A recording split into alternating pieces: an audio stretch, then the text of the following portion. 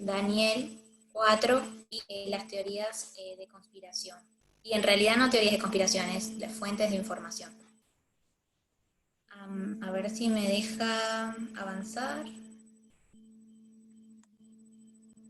No puedo avanzar.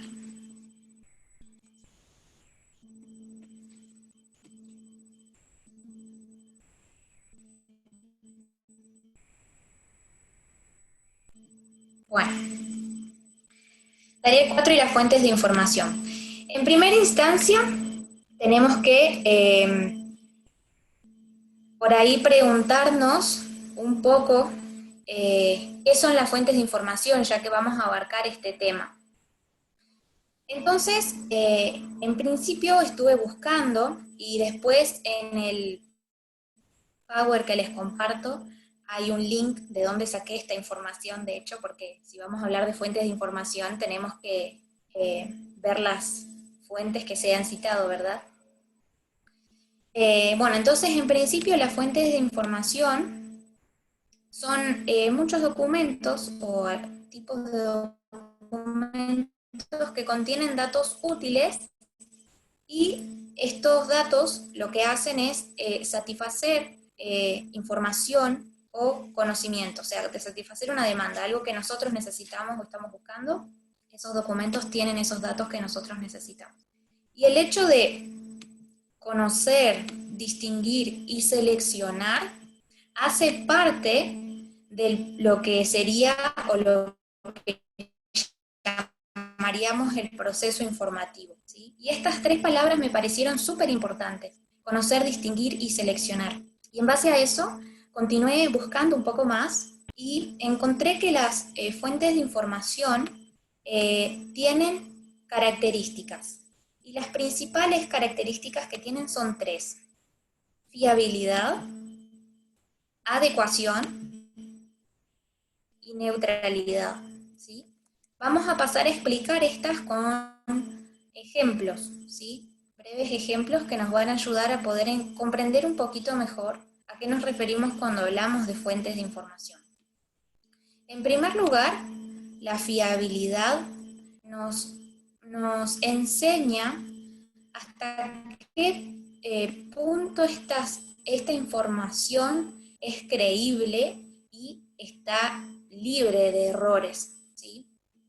Si vamos a una definición de diccionario, nos dice que la fiabilidad es alguien o algo que es digno de confianza, que es creíble y que no tiene ningún tipo de error. Y para saber la fiabilidad de una información, tenemos que preguntarnos quién dice esas cosas, qué fuente, ¿sí? Perdón, me olvidaba. Junto con esto voy a dar un pequeño ejemplo para que podamos ir entendiendo y luego vamos a voy a ir dando otros ejemplos más para que quede un poco más claro.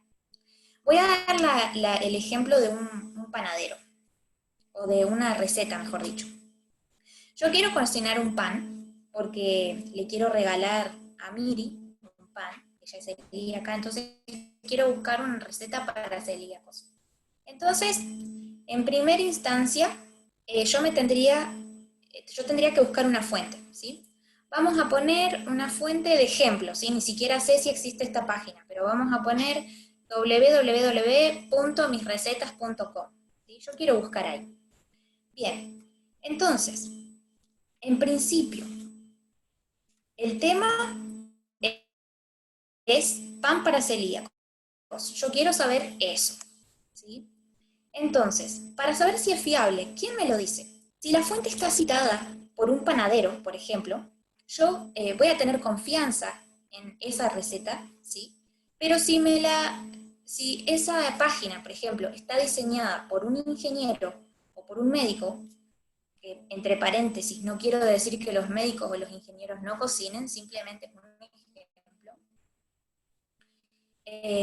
Si esta página está citada por un médico, yo no puedo tener tanta confianza como con un panadero, ¿sí? Bien, eso es la fiabilidad. En cuanto a la adecuación de es fiable o confiable, tenemos que ver si esa información es adecuada para que nosotros podamos llegar a ciertas conclusiones con respecto a un tema, ¿sí? La definición etimológica, o sea, la raíz de la palabra, nos dice que adecuar es ajustar algo a lo requerido, ¿sí? Y para saber si una fuente es adecuada, tenemos que preguntarnos qué dice, ¿sí?, esa fuente. Entonces, volviendo al ejemplo del panadero, vamos a suponer que ya pasó la prueba de la fiabilidad, ¿sí? La página me la muestra un panadero y ahora tenemos que ver qué nos dice esa página, a ver qué recetas nos muestra. Si esa receta a la que yo entro me muestra que es para un pan común, no puedo hacerle el regalo a Miri, porque Miri no come pan común, es pan para celíacos. Entonces, de ese modo ya puedo ver que la fuente no es adecuada para lo que yo quiero hacer, ¿sí?, para mi objetivo final. Pero si me muestra una receta para celíacos, obviamente es adecuada. Entonces, supongamos que ya pasó la prueba de la fiabilidad y la adecuación. Vamos a ir a la neutralidad, que es la otra característica de las fuentes. La neutralidad es analizar toda esa información a la que nosotros queremos llegar, digamos, y ver si eso es sesgado o no, ¿sí? Básicamente, la definición de neutralidad en su raíz nos dice que significa ni el uno ni el otro, ¿sí? Es decir, que busca no escabullirse en ninguna opción, ¿sí? Como dice la palabra, neutro. Entonces nos vamos a preguntar cómo llegó a esa conclusión, ¿sí? Y siguiendo con el ejemplo del panadero, yo tengo que fijarme si utilizó la forma correcta de llegar a ese pan para celíacos. No es lo mismo que yo les diga a ustedes, o les dé a ustedes una receta en gramos, que decirle en tazas, o ponerle harina a gusto. No es lo mismo, ¿sí? Cuando cuando la metodología es correcta o se llega a la conclusión mediante cosas más objetivas, nosotros podemos decir que la información es neutra, ¿sí? Bien, mi ejemplo 2 es con respecto a el tema de la transmisión del coronavirus. Si yo quiero ver, ahora este tema que está tan en auge, vamos a utilizarlo. Si yo quiero ver cómo se transmite el coronavirus, necesito primero ver una fuente que me pueda dar esa información. Yo voy a elegir CNN, por ejemplo. Ustedes pueden utilizar la que quieran para corroborar, a ver si es fiable, a ver si tiene adecuación y si es neutral. Bueno, en este caso CNN, me pregunto si es fiable. Si tiene la opinión de Trump, el artículo, ¿es fiable? Es una pregunta para que respondan. No, No. ¿Y por qué no? porque él es sesgado. Bien. También podemos decir que Trump no tiene una matrícula médica como para poder informarme de forma adecuada con respecto a la transmisión del coronavirus. Quizás sí me podría hablar muy bien de temas como de política o de economía, pero no de este caso. En cambio, si la fuente tiene como respaldo estudios científicos, sí sería algo correcto, ¿sí? Entonces, en este caso, pasaría la prueba de fiabilidad. ¿Es adecuada? ¿Cómo sé si es adecuada? Si habla sobre estudios de mortalidad, ¿me sirve? Claramente no, porque yo estoy buscando con respecto a la transmisión del coronavirus. Entonces, si me habla sobre estudios de contagio, obviamente es lo que estoy buscando, así que sí, es adecuada. Y luego, si es neutral. Por ejemplo, si me habla que este artículo está basado en un estudio hecho a 50 personas en Groenlandia, donde la tasa no fue tan alta con respecto al coronavirus, y me da elementos no medibles o subjetivos, como por ejemplo notamos que los contagiados tenían, no sé, los ojos decaídos, el semblante bajo, algo así, no me sirve, ¿sí? Porque no es algo que yo pueda medir o algo que pueda comparar conmigo para decir si yo tengo o no coronavirus o si me contagié o no. En cambio, esto es lo malo, ¿no? En cambio, si la fuente me habla de un estudio con 5.000 personas en España, que fue uno de los focos más grandes de contagio, en cuestiones medibles, cosas objetivas, como por ejemplo, no sé, si el uso de barbijos afecta o no a la transmisión, la temperatura, qué temperatura puedo llegar, si tengo coronavirus y demás, esos son estudios objetivos, cosas medibles, y entonces si esto es así, yo puedo decir que la información es neutral, y entonces puedo confiar en esa información. Y brevemente un ejemplo 3, vamos a ir ya un poquito más adentrándonos en la Biblia, y a decir que yo quiero estudiar sobre la ley dominical. El tema de la semana pasada, si se acuerdan, lo dio Luchito, ¿sí? Y habló sobre Daniel 3. Entonces voy a utilizar como fuente de información a mi amigo Luchito. Voy a decir que vamos a ver si pasa las 3 pruebas, ¿sí? De información para ver si estos datos que él nos brinda o este estudio es fiable. Entonces, ¿quién lo dice? Lo dice Lucho. ¿Es fiable? Vamos a ver si es fiable. ¿Cómo sabemos? ¿Da una Ya me opinión quedé. propia sobre el tema? ¿Da una opinión propia sobre el tema? Lucho no dio una opinión propia. Sabemos que si da una opinión propia sobre la ley dominical, no es un estudio fiable, ¿sí? Como no tiene base.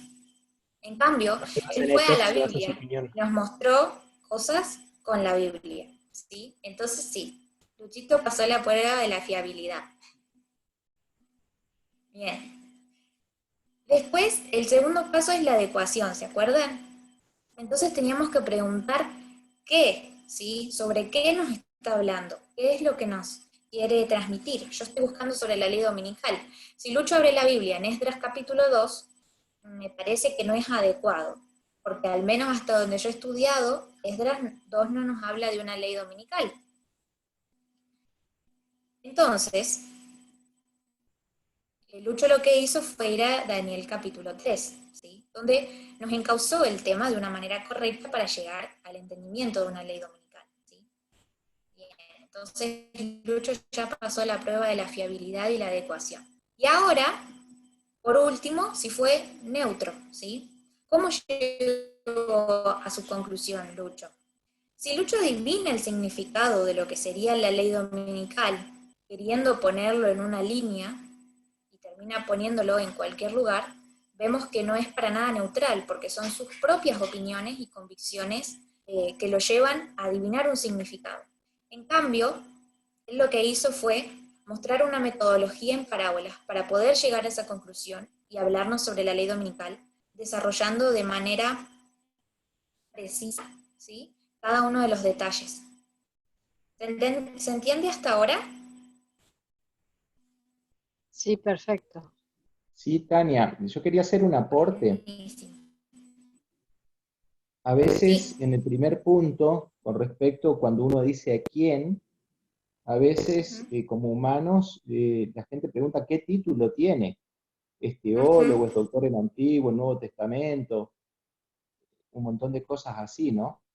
Y la Biblia, sin embargo, nos muestra ejemplos, por ejemplo, de Juan el Bautista, que tenía el mensaje correcto en el tiempo correcto, pero no estudió en la escuela, digamos, del Sanedrín o a los pies de ningún maestro en Jerusalén. Él estudió con sus padres, hizo homeschool y leyó los rollos de los profetas. O en el caso de nuestros pioneros, ellos eran campesinos. Y Dios por ahí usó instrumentos humildes justamente para sacar a veces el molde que la educación te pone y impresionó su mente para que entiendan la palabra, digamos, como era el sentido original o el mensaje que realmente Dios quería que tenga para su pueblo. Claro, genial. Gracias por el aporte, Adrián. Muy constructivo. Bien, entonces ahora brevemente vamos a ver un poquito la estructura del capítulo 4, para también así poder ayudar al compañero que sigue con el tema siguiente y poder ayudarlo también a construir su tema.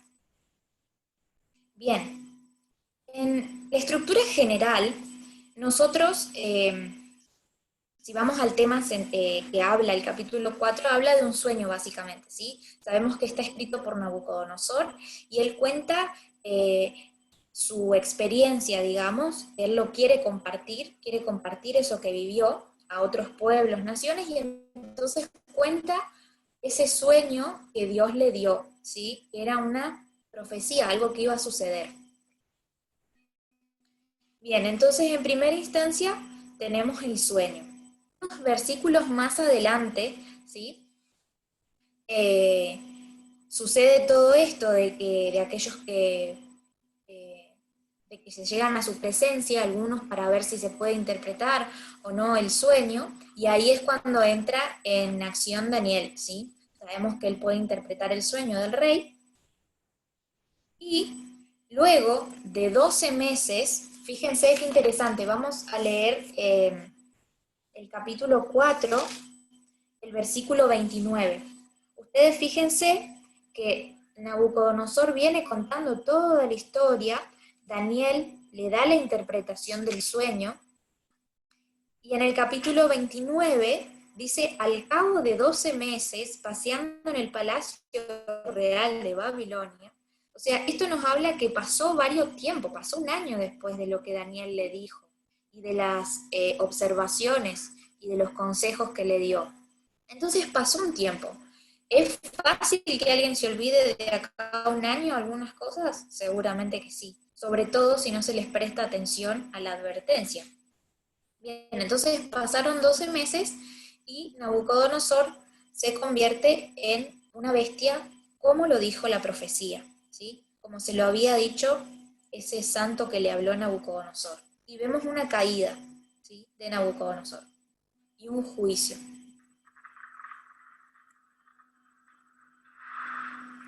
El árbol fue cortado, como dice la profecía, y se mandó a que la cepa de sus raíces sea atada con ataduras de bronce y de hierro y se las ponga sobre la hierba, o sea, en la tierra.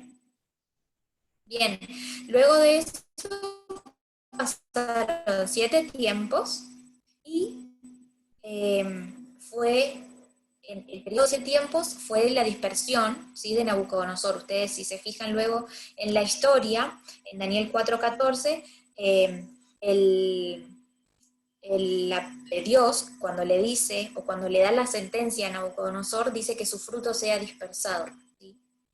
Y luego hay una restitución, ¿sí? Nabucodonosor vuelve a ser hombre porque se humilla, ¿sí? Y Dios lo restituye, solo por misericordia, ¿sí? Y luego ahí es cuando Nabucodonosor concluye la parte de su testimonio, ¿sí? Bien, entonces con todo esto, estaba viendo un poco la estructura, ¿no? Y decía que hay un juicio, dice que hay un juicio, literalmente, o sea, cuando en la Biblia hablamos de algo que es cortado, es porque hay un juicio, ¿sí? Y entonces empecé a buscar los mensajes angélicos dentro del capítulo. Ah, perdón, me olvidé eso aparte. Que Dios puede humillar a los soberbios y ser aparte de su testimonio. Entonces me puse a buscar y encontré el primer mensaje angélico, pero traté de relacionarlo también con cada uno de los mensajes, porque nosotros conocemos que el primer mensaje angélico dice, temed a Dios, dadle gloria, y porque la hora de su juicio ha llegado, ¿sí? Ese es el primer mensaje. Y entonces solemos dividir en temor, dar gloria y juicio. Está perfecto. Lo único que yo quise hacer es buscar la relación la más cercana, digamos, al texto de Apocalipsis 14. Entonces, en el primer mensaje tenemos el temor de parte del rey Nabucodonosor. En Daniel 4:5 nos dice que él soñó un sueño y se espantó, quedó espantado a causa del sueño, y eso es temor, ¿sí? Bien, el segundo mensaje angélico, que se encuentra en Apocalipsis 14:8, y nos dice, ha caído Babilonia, nos dice el texto en Apocalipsis. Y acá nosotros podemos ver que Daniel, en Daniel 4, 7 y 8, él entra a la presencia de Nabucodonosor, y Nabucodonosor le cuenta el sueño, y luego, unos textos más adelante, Daniel interpreta ese sueño, ¿sí? Entonces nosotros podemos ver que previo a que llamaran a Daniel, llaman a los caldeos, pero los caldeos, como sucedió en la historia de la estatua, del sueño de la estatua, los caldeos no pudieron interpretarlo, pero Daniel sí podía interpretarlo. Entonces, veo a los caldeos que no pueden interpretarlo como el ha caído Babilonia, y Daniel, que lo puede interpretar, es aquel que le da gloria a Dios. Entonces, en el segundo mensaje vemos dos grupos sumamente definidos. Uno que cae y otro que da gloria. Y el tercer mensaje lo tenemos en Apocalipsis 14, 9 al 11, y nos dice que si alguno adora a la bestia y a su imagen, y tiene la marca en su mano o en su frente, va a beber de la ira de Dios, del vino de la ira de Dios, y va a participar de las plagas también.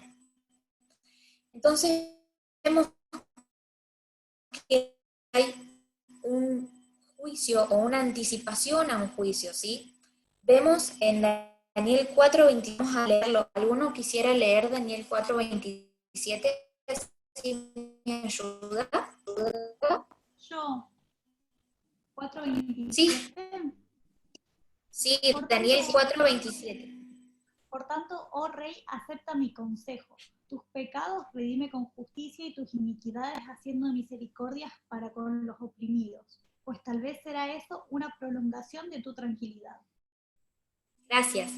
Bien, entonces acá, como pueden ver y como ya hemos hablado en los videos de la elección. ¿Cómo? ¿Alguien habló? Creo que te hiciste eco. Ah, perdón. Bueno, entonces como vimos en los videos de la escuela sabática en el capítulo 4, en el versículo 27 vemos una estructura de repetición y ampliación, que no vamos a ir a ella porque la conocemos, pero acá Daniel es de sus pecados, que los rima, que haga misericordia, ¿sí? Y entonces es una advertencia que Daniel le está dando, ¿sí? Es como lo que pasa en Apocalipsis 14. Es una advertencia de lo que está pasando, lo que va a suceder si alguien hace eso. Y acá fíjense que Daniel, lo que dice Apocalipsis 14, 9 al 11, con lo que dice el capítulo 4 de Daniel, podríamos decir que si Nabucodonosor sigue adorando a Babilonia, va a venir un juicio. Eso es lo que Daniel le está diciendo, ¿sí? Básicamente. Entonces acá, en la estructura del capítulo 4, podemos ver claramente el primero, segundo y tercer mensaje angélico, y luego el juicio, ¿sí? Bien. En la primera parte, cuando empezamos a hacer todo esto con Daniel, esto del Zoom, me refiero, Emanuel dio una introducción, y en esa introducción él comentaba que viendo todo el panorama del capítulo, todos los capítulos de Daniel, el libro completo, se hacía un quiasma, ¿sí? Y justo el capítulo 4 da con el 9, ¿sí? Entonces vamos a ver también un poquito qué cosas similares hay en el capítulo 9 que nos puede ampliar sobre el capítulo 4, o cómo podemos aprender un poco más sobre esto, ¿sí? Bien, en primera instancia lo que vemos en el capítulo 9 están sucediendo los 70 años, ¿sí? ya casi por terminar. Y Daniel, en este capítulo, él está orando a Dios, perdón por los pecados, porque no han obedecido a los profetas, ¿sí? Porque sus padres pecaron. Entonces hay toda una serie de cosas muy interesantes que los invito a leer y a analizar, porque son súper copadas y después Toto nos va a explayar un poco más en esto, ¿sí? Pero básicamente Daniel está orando, ¿sí? Entonces, con Joacim llevado cautivo, luego, al finalizar esos 70 años, tenemos una restitución o una humillación, que es ahí donde se encuentra el capítulo 9 de Daniel, ¿sí? Ahí Daniel se está humillando. Y también, como acá tenemos un juicio, que es con Joacim, también, por ende, tenemos que tener 3 mensajes angélicos para el pueblo de Dios. Entonces, vamos un poco más atrás a la historia, pero siempre quedándonos en el capítulo 9, porque el capítulo 9 lo cuenta todo. Nos dice que en Egipto, digamos, la salida de Egipto fue un pacto que Dios hizo con ellos, ¿sí? En unos versículos un poco más avanzados, sobre el capítulo 9, ¿sí? Más o menos a la mitad, nos habla de la salida de Egipto, ¿sí? Y todo lo que pasó ahí. Entonces vemos que hay un pacto, ¿sí? En primera instancia. ¿Recuerdan parte del comienzo, luego de la salida de Egipto? Están en el Sinaí y está Moisés con Dios hablando y el monte tiembla, ¿sí? Por algo que hace Dios. Y entonces cuando Moisés baja, el pueblo le pide que él sea el intermediario entre ellos y Dios porque ellos tenían miedo, ¿sí? Entonces ahí vemos también un mensaje de temor. Luego, Daniel también nos habla de otro pacto. En Daniel 9:15 nos habla de Egipto y en Daniel 9:4 nos está diciendo que Dios es grande, que es misericordioso, que es digno de ser temido y que Dios ha guardado ese pacto. Y también nos dice más adelante que en Levítico 26, ¿sí? Porque nos habla de la ley de Moisés, que porque ellos no obedecieron esa ley es que les vino el castigo. Entonces nos habla que en Levítico 26 ya está dicho de antemano el juicio, ya desde el primer mensaje. El segundo mensaje, ¿sí? Sería básicamente como dijimos, se ve claramente que hay un grupo que se levanta y hay un grupo que no da gloria, un grupo que da gloria y el otro que no. En este caso, el pueblo no dio gloria a Dios y cae, desobedece, ¿sí? En cambio, los entendidos, como Daniel, dieron gloria a Dios. Y luego, un tercer mensaje previo al juicio fue Jeremías, ¿sí?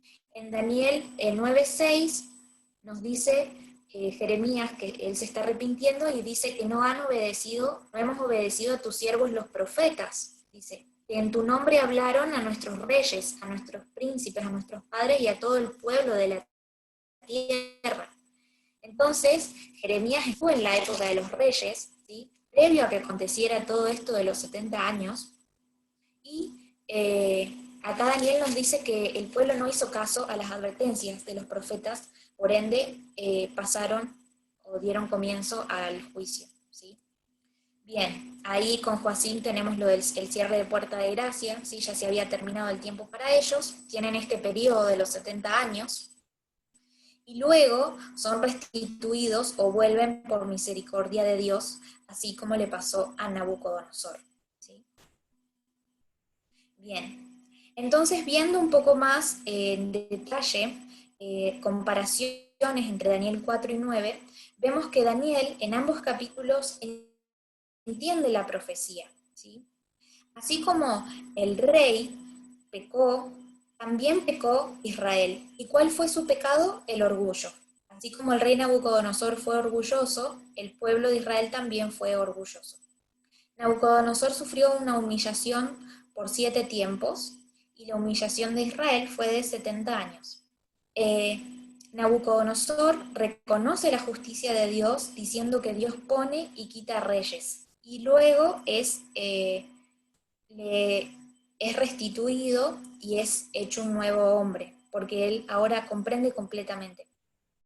Y luego, en Daniel 9, el pueblo también reconoce la justicia de Dios y el pueblo reconoce la justicia de Dios y por el pecado el pueblo se queda sin su corona, vamos a decir así, pero luego de la restitución es hecho un nuevo pueblo, ¿sí? Es decir, cambian de corazón.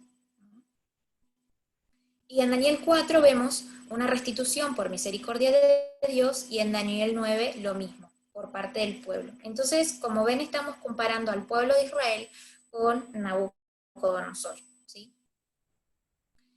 Entonces podemos decir que en Daniel 4, Babilonia, ¿sí? A Babilonia se le es dado un poder, pero se le demuestra que ese poder le puede ser quitado, ¿sí? ¿Y por qué le puede ser quitado? Por el orgullo, por la rebelión. Y en Daniel 9 nos muestra un pueblo, el pueblo de Israel, que tenía una corona, pero luego esa corona es pasada a Babilonia, ¿sí? ¿Por qué? Porque hubo rebelión, porque hubo orgullo. En la educación, capítulo 161, página 6, si quieren, alguien que lo pueda leer.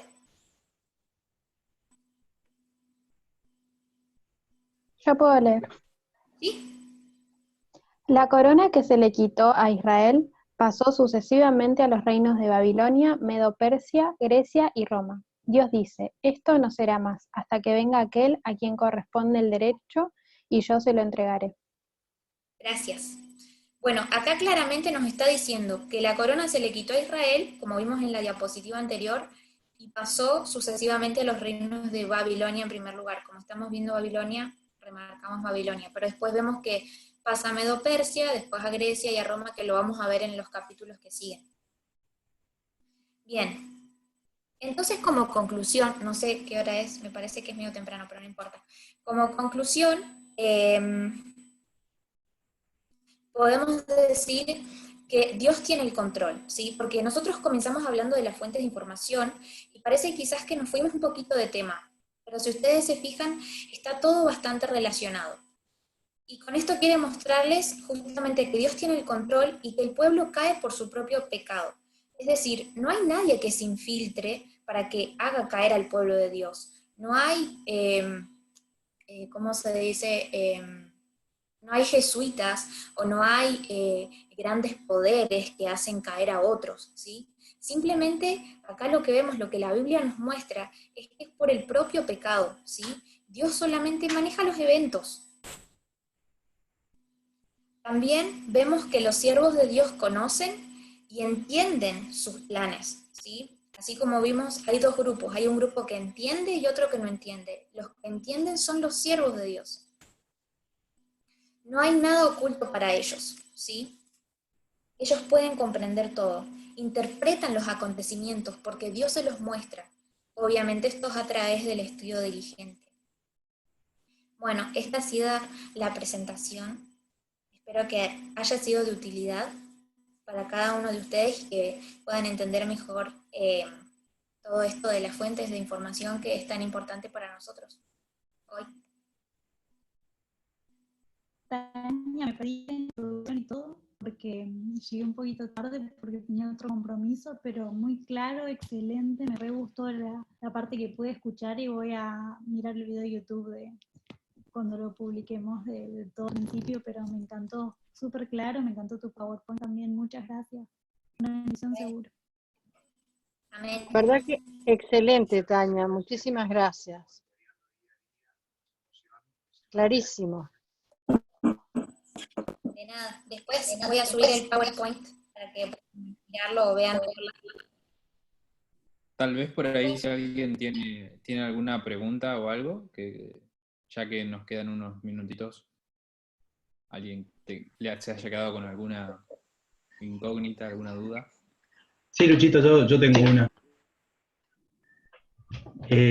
Con respecto a la fuente de información, yo creo que otra característica que tendríamos que evaluar es como el historial, es mi pensamiento, capaz que tienen otro pensamiento, pero también es como el historial que tiene esa fuente, porque no quiere decir que, ponele, una vez que sea correcta, que cumpla con todos los requisitos, quizás si miro para atrás, puede ser que no. Entonces, capaz que esporádicamente sea una buena fuente de información. Y también, por ejemplo, si veo el historial y veo el presente y veo que es todo bueno, no quiere decir que me vaya a casar con esa fuente de información para siempre, porque puede ser que en el futuro deje de ser una buena fuente de información. No sé, me imagino, por ejemplo, el caso de Miller o de Juan el Bautista.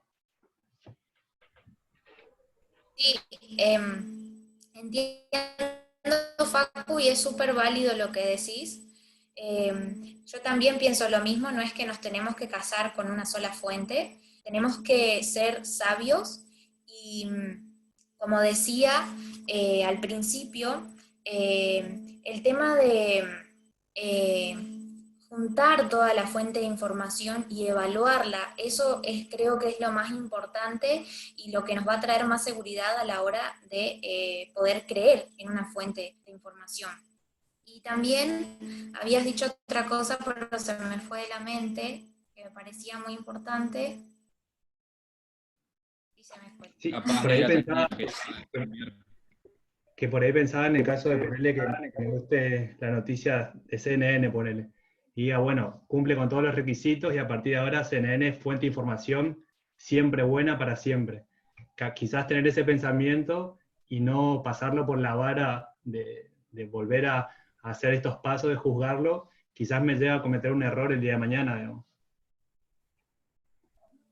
Sí, yo coincido con vos en muchas de las cosas que decís. Yo sí creo que no tenemos que casarnos con una fuente de información. Pienso que tenemos que ser cautelosos y fijarnos en todo, siempre. No creo, justamente como decís, que porque una vez una fuente te da una buena información, para siempre va a ser así. Todavía estamos en este mundo y no se puede... ciertas fuentes que nos pueden dar un poquito más de seguridad, pero nunca tenemos que confiar plenamente en que todo lo que dice eso, de esa fuente, es correcto. En eso estoy de acuerdo con lo que decís. Gracias por el aporte. De hecho, es importante tener en cuenta recopado una vez, lo va a hacer siempre. Siempre hay que estar investigando todo lo que leemos, ¿sí? De dónde proviene.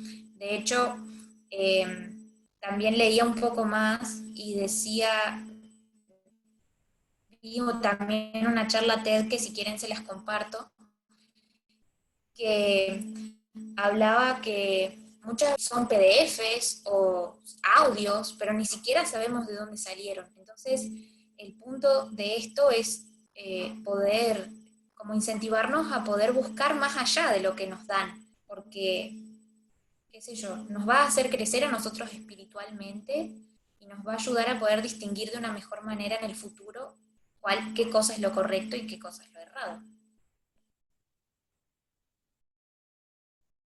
¿Alguien más quiere decir algo o preguntar? Aclaro que yo no tengo todas las respuestas, puede responder otro si quiere también, o le puedo buscar la respuesta para otro día. A mí me encantaron, pero encontré como que no le encontré mucho la relación entre lo que fue la explicación de las fuentes de información, que estaba clarísimo cómo había que evaluarlo, y el Daniel 4, o sea, no entendí mucho la conexión entre un tema y el otro. Digo, cada uno por separado estuvo clarísimo, pero lo que no entendí fue mucho la interrelación que tú le querías dar. Bien, justamente por eso separamos o quizás vimos la comparación entre Daniel 4 y 9, que nos aportaban información uno del otro, Y el punto justamente del estudio, como decía en el objetivo,